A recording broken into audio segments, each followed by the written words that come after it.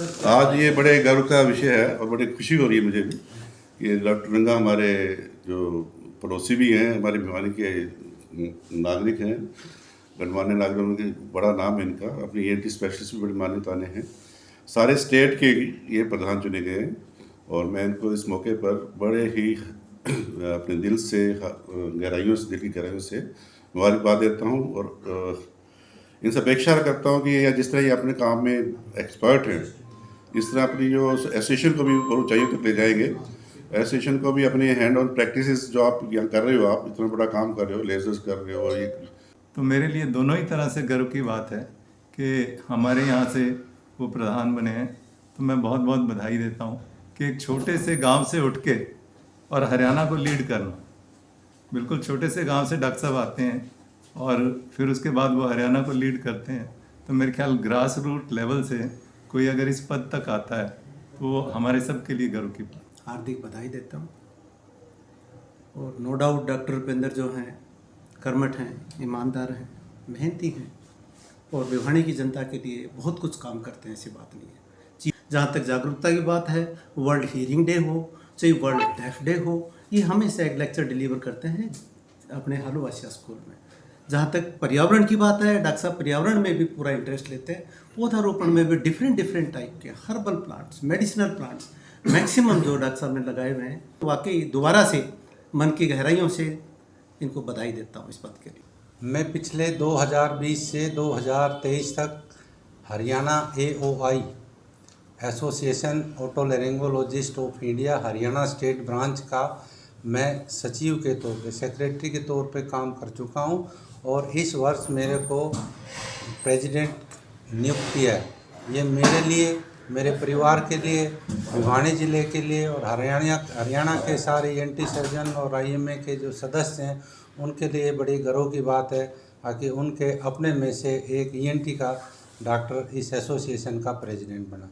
मैं इस बात के लिए सभी को धन्यवाद कहूँगा। जो ENT का क्षेत्र है उसका होरिजन काफ़ी बड़ा हो गया है। पहले तो जब ENT का डॉक्टर को माना जाता था, नाक का सेप्टोप्लास्टी कर दी, टॉन्सिल निकाल दी, पर्दा चढ़ा दिया।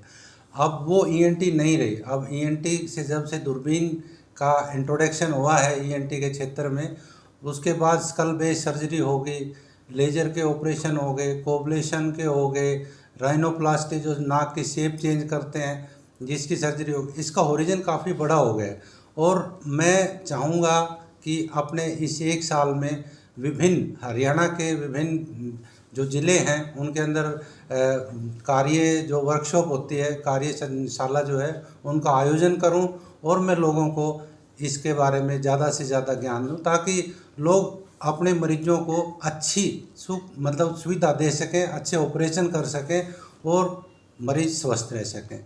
और मेरा एक जो विषय है, जो मैं समाज के बारे में सोचता हूँ, एक मेरा विषय है कि एक तो जो मोबाइल का प्रयोग, हमने पीछे मैडम कमला भारद्वाज IMA की प्रेसिडेंट थी, तो हमने इसके ऊपर काफ़ी बच्चों को क्या, बड़ों को, बूढ़ों को, सबको प्रेरित किया था कि मोबाइल का ज़्यादा प्रयोग करने से हमारे कान की सुनने की क्षमता कम हो जाती है। इस विषय को लेकर हमने पहले भी ये मुहिम चलाई है और मैं इस मुहिम को पूरे हरियाणा प्रदेश तक फैलाऊंगा ताकि हरियाणा वासी कम से कम इस चीज़ से स्वस्थ रह सकें और कम से कम मोबाइल का प्रयोग करें। दूसरा मेरा एक मोटो है कि मैं, जैसे ये प्रेशर हॉर्न जो है, प्रेशर हॉर्न हमारे कानों की जो सुनने की शक्ति उस पर बुरा प्रभाव डालते हैं।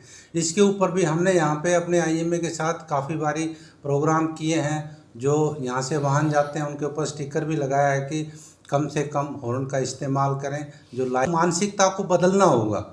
मानसिकता, जब ये प्रेशर हॉर्न है, जो ये नो हॉर्न जोन है, इनके ऊपर हमने जोर देना पड़ेगा अपने दिमाग के ऊपर और लोगों को भी देना पड़ेगा कि भाई ये जो जोन बनाए हैं किसी कार्य के लिए बनाए गए और हम इसके बारे में IMA भी, हम भी सारे मिलके इसको क्या नाम है क्रियान्वित करेंगे।